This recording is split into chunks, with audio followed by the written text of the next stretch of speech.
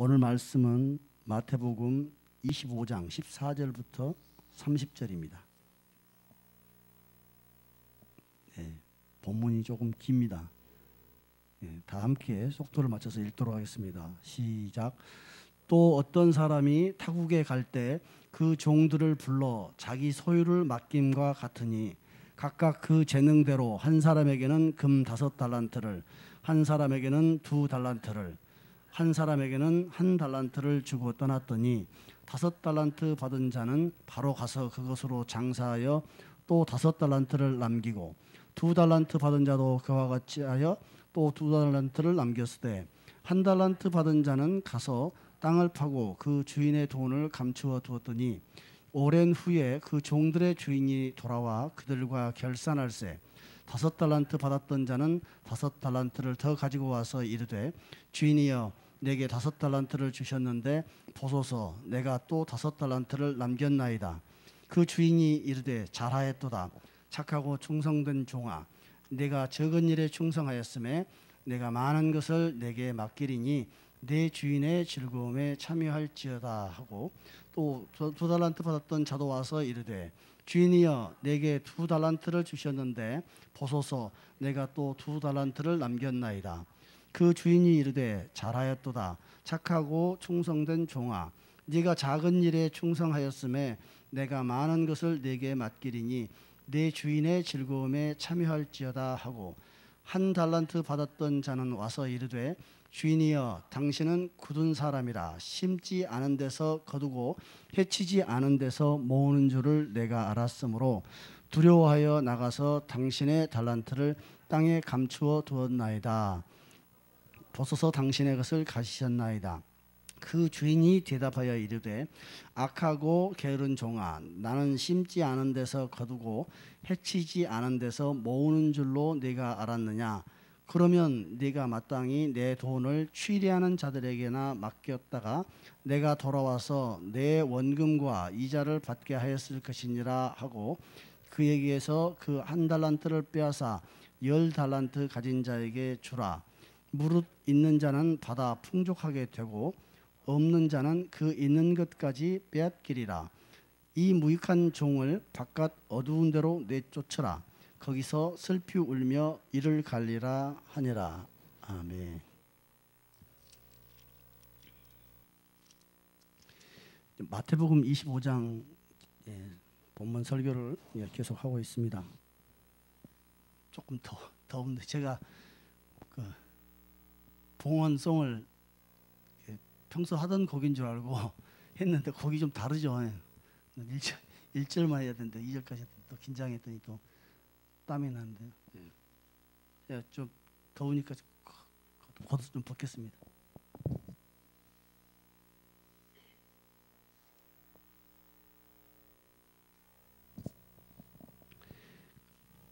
마태복음 24장에 이제 그 예수님이 종말에 관한 그 말씀들을 하십니다.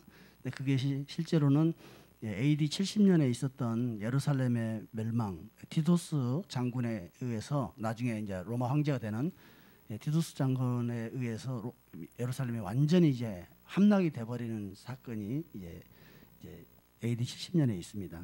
그 사건에 대한 예언이기도 하지만 이제 최종적인 마지막 종말에 대한 역사의 종말에 대한 예언이 이제 마태복음 24장에 기록되어 있는데 25장에서는 지난번에 말씀드렸던 열처녀 비유가 있고 그 다음에 지금 오늘 있는 달란트 비유가 있고 그 다음에는 이제 양과 염소를 가르는 그 주님의 또 비유가 있습니다.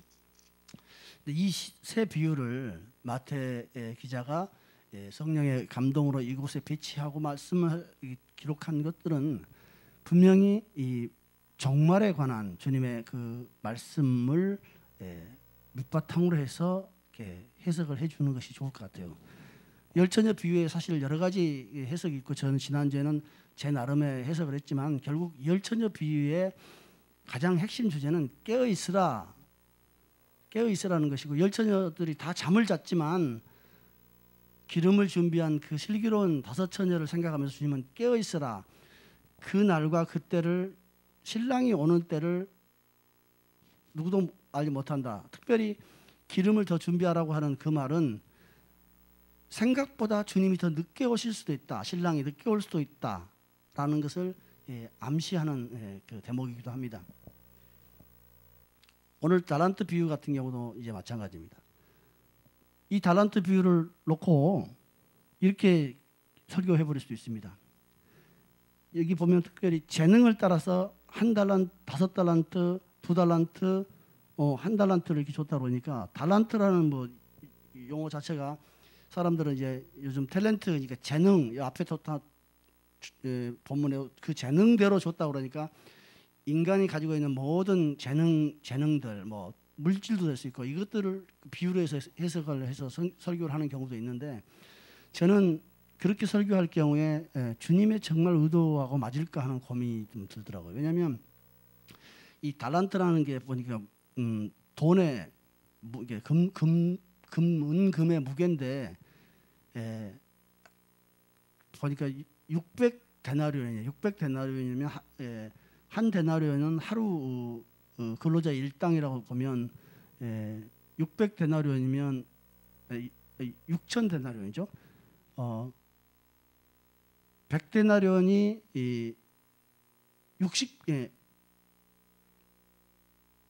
100개가 모이면 1데나리온이 100개가 데나리온이 100개가 모이면 100데나리온인데 그 100데나리온은 뭐에 해당되냐면 지금 오늘 이 본문하고 유사한 본문이 누가복음 19장에 있는데 거기는 문화라고 하는 단어가 나옵니다. 문화라고 하는 것이 100데나리온이에요. 이게 100일치 임금. 근데 이제 이 달란트는 6,000일치 임금이니까 1년은 365일 잡고 하면 뭐 16년, 17년치 임금에 해당되는 돈이니까 굉장히 큰 재물이죠. 그 재물, 달란트는 어떤 재능이라고 해석을 먼저 확대 해석하기보다도 순수하게 금덩어리로 16년치 급여니까 근로자가 요즘 하루에 20만 원 받고 10만 원, 15만 원 받는다 하면 1년에 한 300일 또는 250일 일하면 뭐 20만 원 잡고 300일이면 뭐 6천만 원입니까? 6천만 원 정도 되는가요? 제가 기사님은 그러면 10년, 15년에서 뭐 10억 가까이 될 수도 있는 돈입니다. 만약에 따지면 한 달란트가. 그런데 주님이 천국은 앞에 이제 열천에 비유 때 천국은 무엇과 같다 했는데 여기는 천국이란 말이 빠졌는데 천국은 어떤 사람이 타국에 갈 때 그 종들을 불러서 자기 소유를 맡긴 것 같다. 그런 상황 같다라고 지금 이야기를 한 겁니다. 그런데 이제 누가복음의 본문을 잠깐 보면 누가복음에도 본문이 내용은 스토리가 비슷한데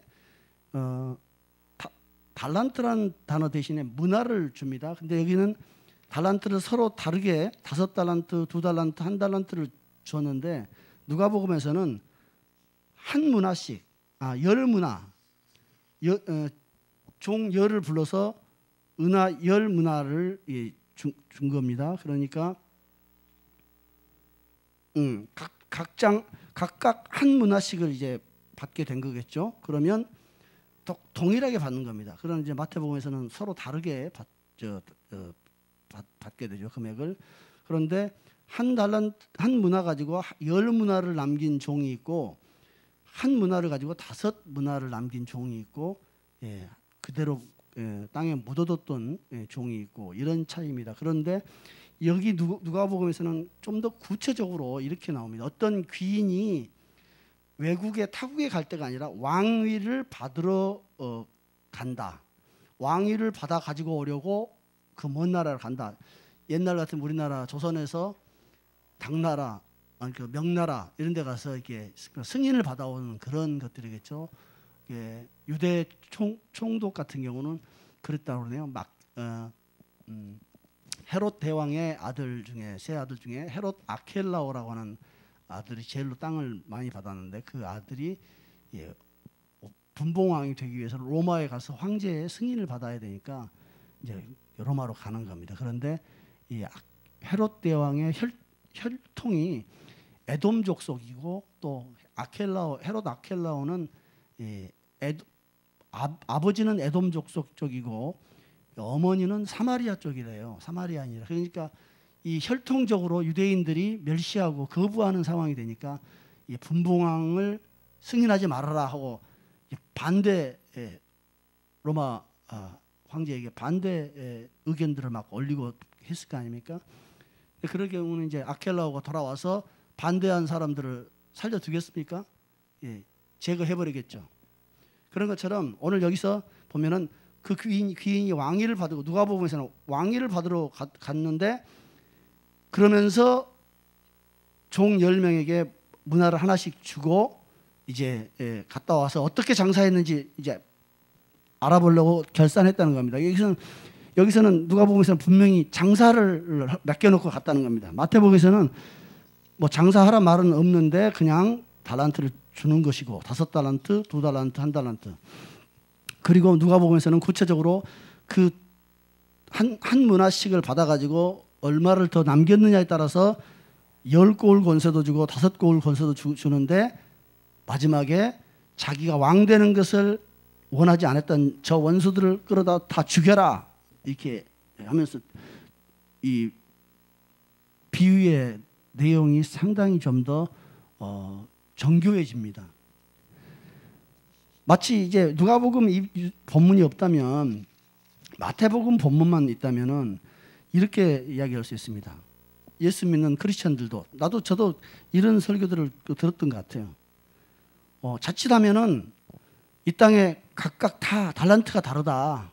공부 잘하는 사람도 있고 얼굴이 예쁜 사람도 있고 아주 손재주가 있는 사람인데 각기 재능이 있는데 하나님이 주신 이 재능과 달란트를 가지고 열심히 하나님께 기도하면서 열심히 살아서 정말 이렇게 성과를 내고 뭔가를 결실을 내서 인생을 풍요롭게 하는 것은 하나님이 주신 당연한 축복이고 이것이 바로 하나님 앞에 하나님을 영광스럽게 하는 것이다. 뭐 이렇게 되다 보면 이제 유명한 자리에 올라가서 인터뷰를 하게 되면 하나님께 영광을 돌립니다라고 할 수 있겠죠.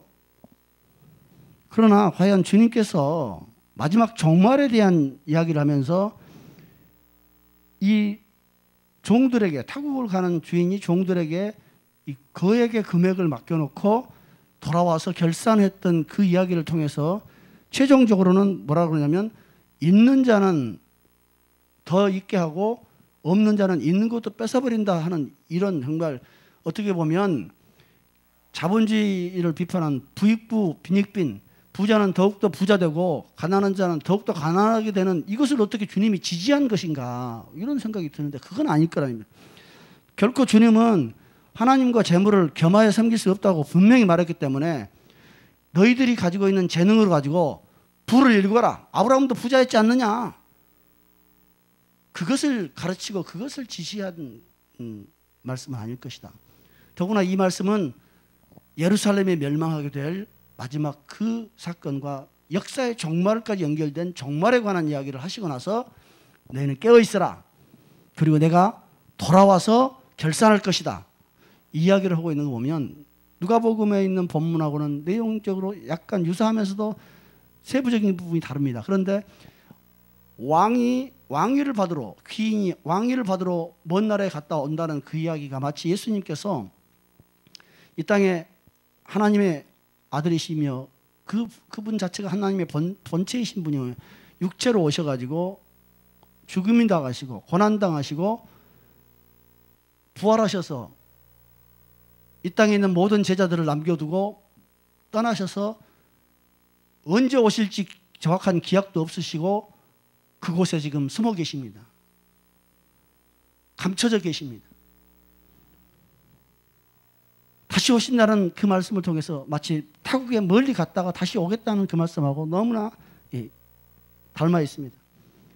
그런데 종들에게 맡긴 것이 뭐냐면 너의 재능이 아니고 너의 탁월한 어떤 능력이 아니고 자기 소유를 맡겼다는 겁니다. 하나님이. 그 주인이 그 소유를 맡겼기 때문에 인간이 가지고 있는 각각 다른 어떤 재능이나 능력의 차이 이것을 가지고 이 땅을 살아가는 그 어떤 능력들을 가지고 그 능력을 낭비하지 말고 재능과 능력을 개발해서 너의 인생을 펼쳐라 하는 그것을 지금 독려하기 위한 말씀은 아닐 것이다. 또 어떤 해석은 이렇게 합니다. 문화와 달란트가 있는데 마태복음에서는 달란트를 5달란트, 2달란트, 1달란트 차별해서 줬지만 누가복음에서는 각각 10명의 종들에게 한 문화씩 줬다. 그러니까 이걸 또 누가 뭐 허가해 준 건 아니지만 자기 나름의 해석을 하면서 어느 목사님이 유명한 국내 목사님이죠. 그분은 이 달란트와 문화가 다르다. 달란트는 은사고 문화는 축복이다. 다시 말해서 달란트는 하나님께서 각각의 재능에 따라 준 거기 때문에 나는 왜 이렇게 적게 줬냐고 불평할 수 있고 원망할 수도 있는 그런 달란트는 차이가 있다. 그러나 문화는 다 똑같이 줬다. 자연과 바람과 자기 인생에 있는 이런 시간들 다 똑같이 줬으니까 이 달란트, 은사의 차이로 인해서 불평하고 하나님 원망하지 말고 그 축복으로 주어진 이 문화를 누리고 하는 것이다 하고 이렇게 이게 설교를 이렇게 했다는 겁니다. 나는 도대체 이 주님께서 그것 때문에 이 말씀을 하셨다고는 도저히 인정이 안 돼요. 굳이 그렇게 주님이 이런 거 가지고 말씀 안 하셔도 사람들은 알아서 그런 걸 다 합니다. 그리고 그 달란트와 문화가 과연 사람들에게 주어진 어떤 은사들, 뭐 성령의 은사를 말한 게 아닙니다. 이건 그 재능들, 능력들 이런 것들을 말하는 겁니다. 바람, 햇볕, 물, 우리에게 주어진 이 자연의 축복은 다 똑같지 않냐? 뭐 이런 표현을 하는 겁니다. 내가 봤을 때는 그 성경적인 해석이 아닌 것 같아요. 제가 그러면 나는 어떻게 이것을 봐야 할 것이니? 도대체 이 달란트 비유를 보면서 주님은 종들이 수익을 남기기에 관심이 있다. 뭐 이렇게 결론을 내야 합니까? 그러면 예를 들면 주님은 교회가 전도를 많이 해서 교인 숫자를 늘리기를 원하신다. 교인 수를 많이 늘린 종은 착하고 충성된 종이요.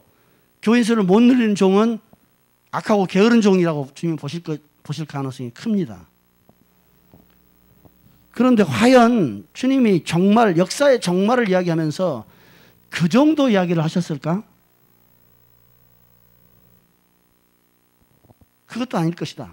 저는 성경을 통해서 한번 가능성 있는 이야기를 한번 꾸며봤습니다. 여기 저는 자기 소유를 맡겼다고 하는 부분에 대해서 저는 주목을 해봅니다. 그리고 누가복음에서 상황을 보면 이 주인이 타국에 간 것이 그냥 타국에 갔다고 마태복음 되어 있지만 누가복음처럼 왕위를 가지러 간 어떤 귀인이라면 예수님을 생각하게 됩니다. 그리고 예수님이 한 문화씩이 됐든 5달란트, 2달란트 차별을 뒀던 자기 소유를 그 종들에게 맡겼다는 겁니다. 뭐 내 능력과 내 은사는 다 주님으로 왔습니다. 뭐 이런 표현, 뭐 이런 거 그거 입에 바르는 말이죠. 내 똑똑한 거, 내 잘생긴 거 이건 하나님이 내게 주신 거라는 거. 뭐 그거 줬다는 근거 어디 있습니까? 다 입에 발린 말이죠.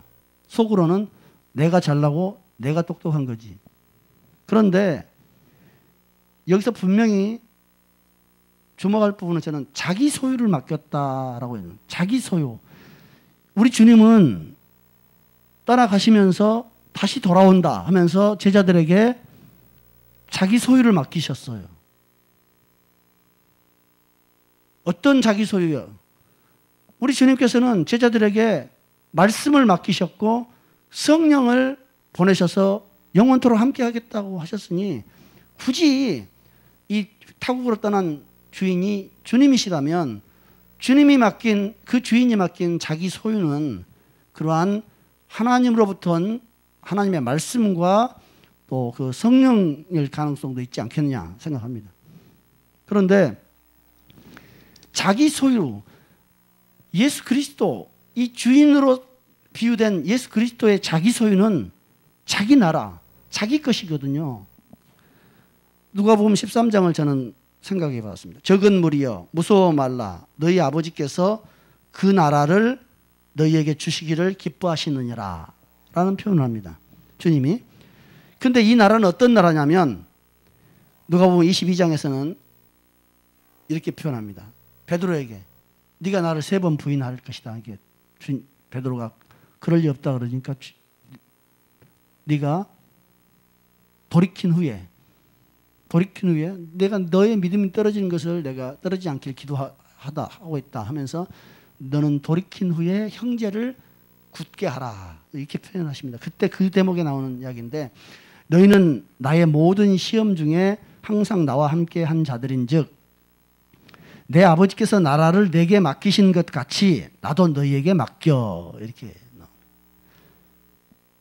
그래서 너희에게 맡긴다. 그러면 맡긴 그 나라를 충실하게 맡아서 착하고 충성된 종으로 임무를 완수하면 너희로 내 나라에서 내 상에서 먹고 마시며 보좌에 앉아 이스라엘 12지파를 다스리게 하려 하노라 라고 이런 말씀을 하셔요. 그래서 저는 주님께서 제자들에게 맡긴 것은 주님의 나라를 맡긴 거예요. 내 나라를 너에게 맡긴다. 적은 무리여 두려워하지 말라. 너희 아버지께서 그 나라 내게 맡기기도 했던 그 나라를 너희에게 주시기를 기뻐하시느니라. 그 나라를 주신다라고 누가복음 12장에 되어 있지만 22장에서는 그 아버지께서 내게 맡겼던 그 나라를 이제 내가 너희에게 맡긴다. 이렇게 말씀을 하십니다. 그렇다면 10달란트, 5달란트, 2달란트, 1달란트 또는 한 문화로 표현된 그 돈은 세상의 물질을 주님이 맡겨놓고 돈 벌어라 한 건 아니고 이 달란트 비율을 맡긴 겁니다. 달란트를 맡겼습니다. 문화를 맡겼습니다. 하나님 나라를 각 사람에게 당신의 종들에게 맡겼습니다.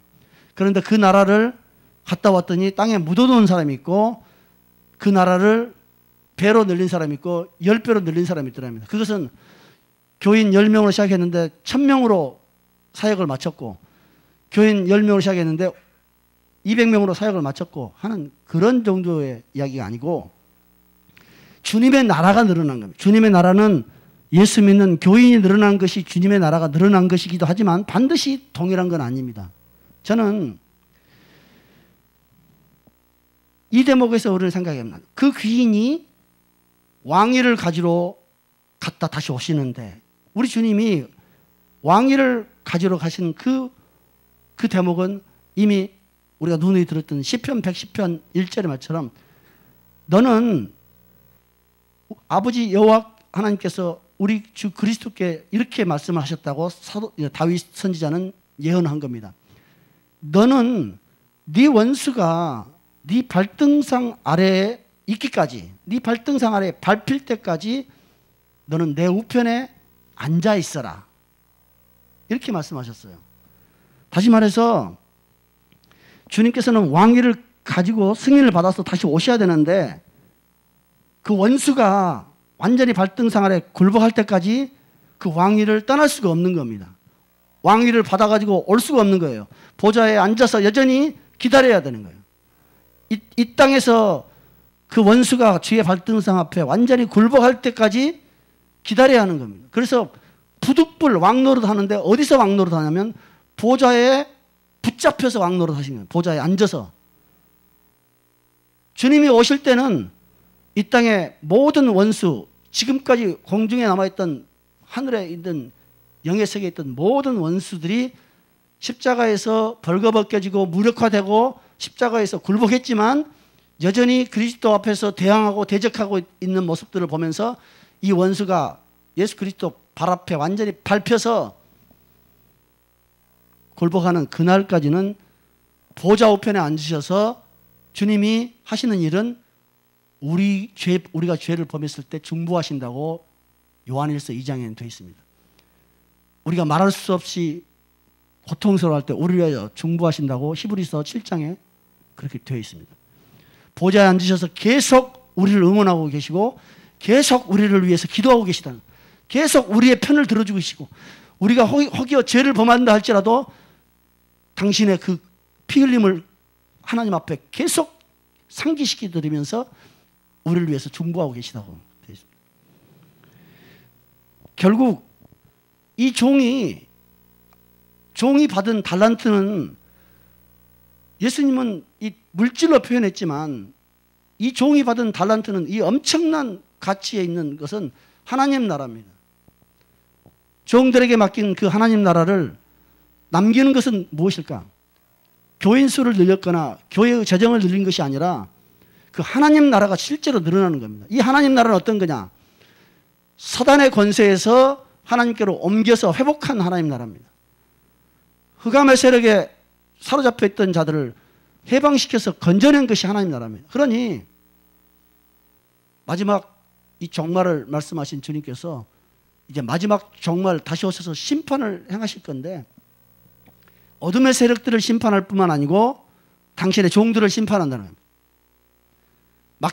맡겨놓고 간 것이 무엇인지도 모르고 이 땅에 사는 동안에 인생이 각자 가지고 있는 재능과 그런 자질, 이런 것들 가지고 열심히 불려서 잘 살아봐라 하고 이렇게 가르쳤다고 생각하는 사람들이라면, 사실은 주님이 맡긴 그 나라는 땅에 묻어놓고 있는 거죠. 주님의 나라 그 한 달란트는 땅에 쳐 묻어놓고 자기 삶을 사는 겁니다.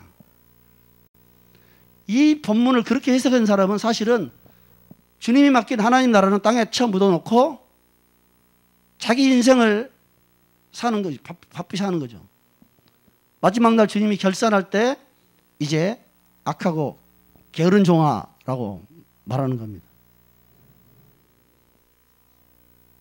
전도를 많이 하고 교회를 위해서 봉사하는 것, 그런 것들이 다 이 달란트를 남기는데 눈에 보이는 모습으로 연결할 수 있습니다. 그러나 진정한 달란트를 남기는 것은 하나님 나라를 확장하는 겁니다. 교회를 확장하는 것이 하나님 나라를 확장하는 것과 비슷한 모습일 수는 있으나 똑같지는 않다.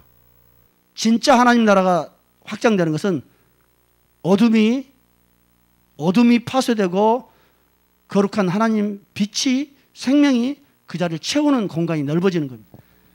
저희 각 사람의 마음속에서도 그렇고 교회 안에서의 성도들의 삶이 그렇고 실제로 영적인 사역에서 그렇고, 주님은 우리에게 주님의 나라를 맡기셨을 가능성이 있다. 종들에게 맡긴 그 달란트가 주님의 나라에 필요한 권세일 수도 있다. 그리고 그들이 남긴 달란트는 실제로 주님이 맡기신 그것이 늘어나는 것이지, 이 땅에서 우리가 생각하는 어떤 것들을 더 많이 늘려가지고 주님 앞에 드리는 것이 아닐 것이다. 저는 그래서 이 달란트 비유와 문화 비유를 보면서 주님이 마지막에 이렇게 말씀하십니다.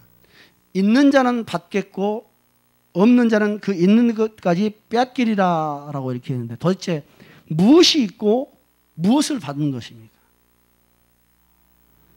이 달란트를 더 남긴 자는 달란트를 더 받았습니다.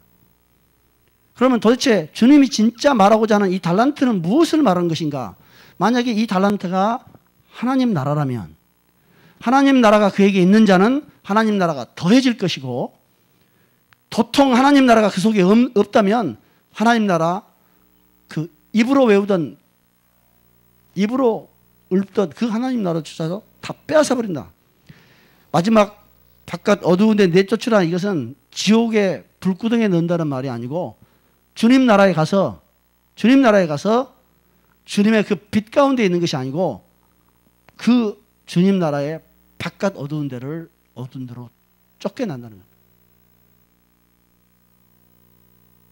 주님의 의중을 모르는 종, 주인의 뜻을 모르는 종,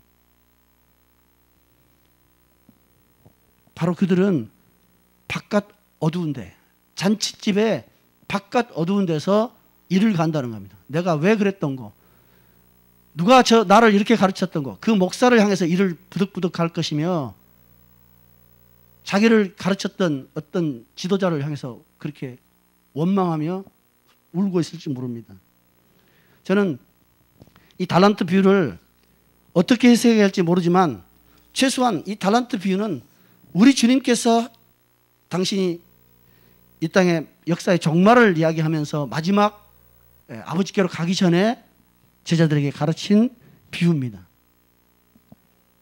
그래서 이 달란트는 결코 이 땅에서 너희들이 열심히 노력해서 많은 것을 늘려라, 그것은 너희에게 준 기회다, 이것을 가르친 것은 아닐 것이다 저는 생각합니다. 그리고 저는 이 비유로 말한 이 주인이 맡긴 자기 소유, 우리 주님이 맡긴 주님의 소유, 그것은 제 해석이 완전한 설득력을 갖지는 못하지만 저는 이 달란트, 주님이 맡긴 이 달란트를 남기지 않는다면 마지막 결산할 때 슬피 울며 이를 갈 일이 반드시 있을 것 같아요. 예수 그리스도의 그 희생과 죽음에 대한 가치뿐만이 아니고 주님께서 다시 오시기까지 교회에게 맡겨놓은 자기 재물과 돈은 사실은 교회 건물 짓고 교회 수 늘리는 것이 아니라 이 어둠의 세력, 사망의 세력을 주께서 십자가에서 밟으셨다는 사실을 얼마나 더 많이 확증하고 얼마나 많이 더 드러내고, 그래서 하나님 나라가 이것이구나 라고 세상에다가 세우는 것, 그것이 바로 주인이 맡긴 소유를 늘리는 것이다. 저는 그렇게 생각해서 반드시 이 일을 교회가 하지 못하고 교회가 이 일에 성공하지 못하면 다 이가 빠지도록 이를 갈 일이 생길 것이다.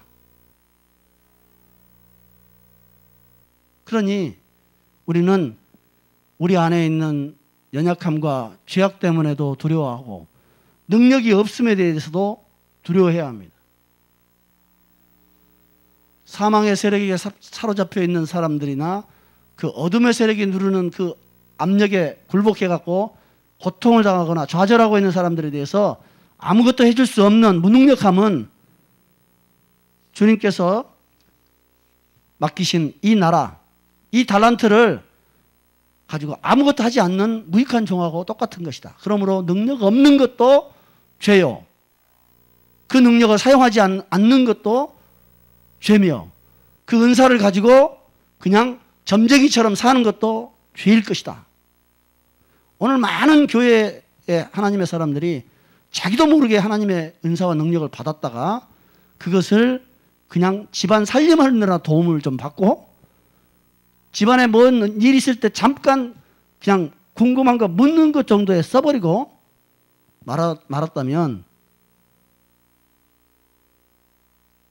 하나님이 주신 원수를 차라고 준 장금을 가지고 이제 집안에서 이 오이를 썰고 파도 썰고 그 큰 칼로 닭 잡일하고 너무 커서 칼을 요만큼 뒤로 빼가지고 그러고 있는 거와 마찬가지입니다. 주님께서 우리에게 주신 그 장금을 가지고 원수의 목을 쳐야 되는데 그놈 가지고 파나 썰고,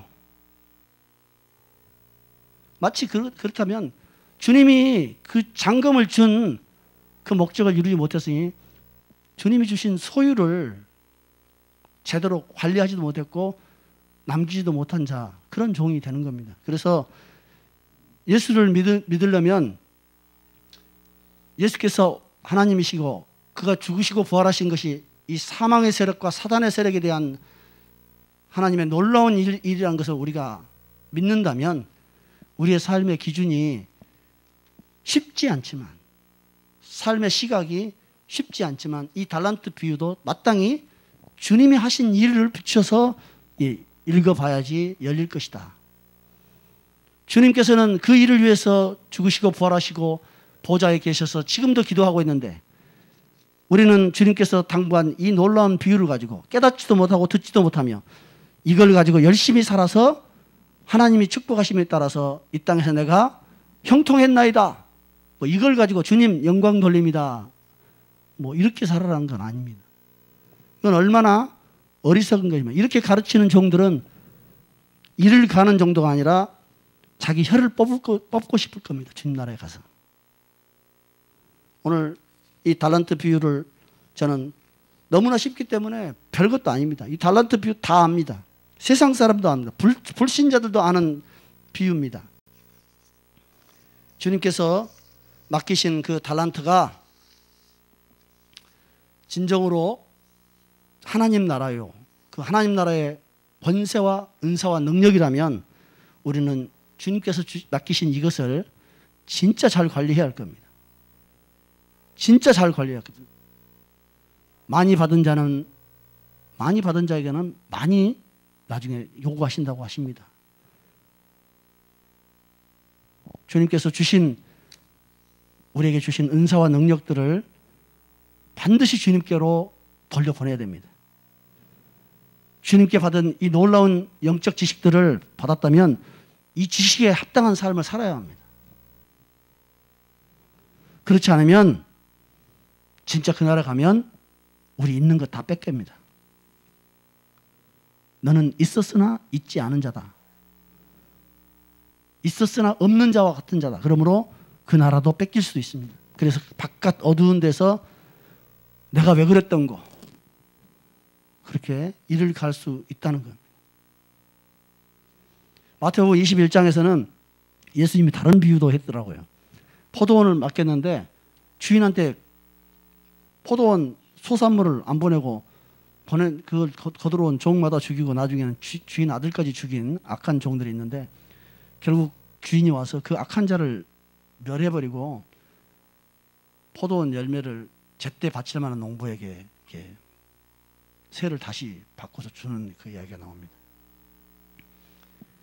하나님께서 우리에게 주신 여러 가지 복과 은사와 능력들이 있는데 하나님 나라를 온전히 저희가 섬기지 못하면 그 나라를 주님께서 빼앗아 버린다. 그 나라 열매 맺을 만한 사람한테 세를 바꿔줘 버린다. 그런 생각을 하면 우리는 주님 나 좀 위로해 주세요. 주님 나 좀 어떻게 좀 기분 좀 업 좀 되게 좀 해주세요. 이렇게 지금 칭얼대고 있을 때만은 아니다. 정신 차려야 할 때다. 너는 언제까지 하늘의 기름 부음과 그 은사와 능력을 맛만 보고 그 기름 부음 속에서 허우적거리고만 있을 것이냐? 이제는 열매를 내놓아야 할 때가 아니냐? 무엇을 내놓을 것이냐? 이제 네가 누군가를 위해서 기도하고 누군가를 위해서 짐을 같이 져야 할 때가 아니냐? 누군가를 위해서 기도하다가 네가 그 악한 영에게 쏘인다 할지라도 손을 얹어야 할 거 아니냐? 언제까지 너는 더 달라고만 할 것이냐? 주님이 이렇게 말할 수도 있습니다. 하나님으로부터 능력을 받아서 악한 것들을 밟고 극복하고 일어서야 됩니다. 그러나 능력이 부족할지라도 기도했더니 나를 되쳐가지고 나를 올라타더라도 올라타려면 올라타라.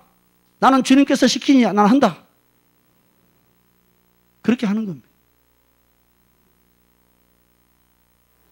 기도했더니 악한 것이 나를 올라타면 얼마나 창피합니까?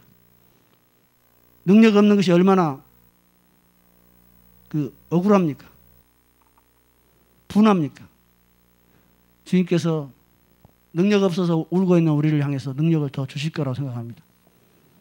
반드시 그 고통받는 사람들 또는 이 하나님의 구원에 대해서 누리지 못하고 힘들어하는 사람들을 우리가 도울 수 있기를 원합니다.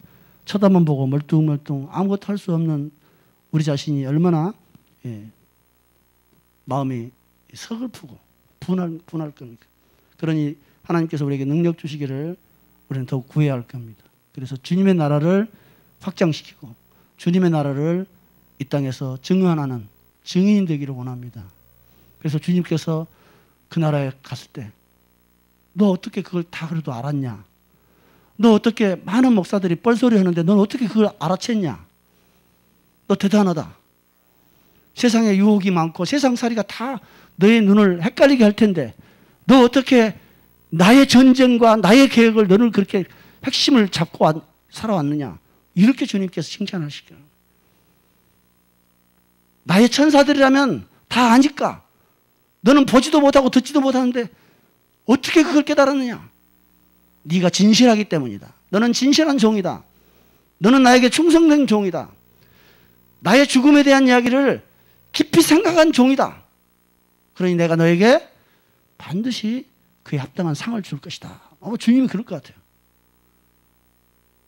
듣고 보지 못해도 주님의 나라를 우리에게 허락하신 주님을 생각하며 능력 받아서 주님의 나라를 지키고 주님의 나라를 확장시키고 주님의 나라를 세상에 강력하게 세우는 충주 성령 영성교회, 성령 영성 기도원, 또 복음과 영성학교, 엘림 둘의 마을 이렇게 되기를 주님께 소원합니다. 같이 기도하겠습니다.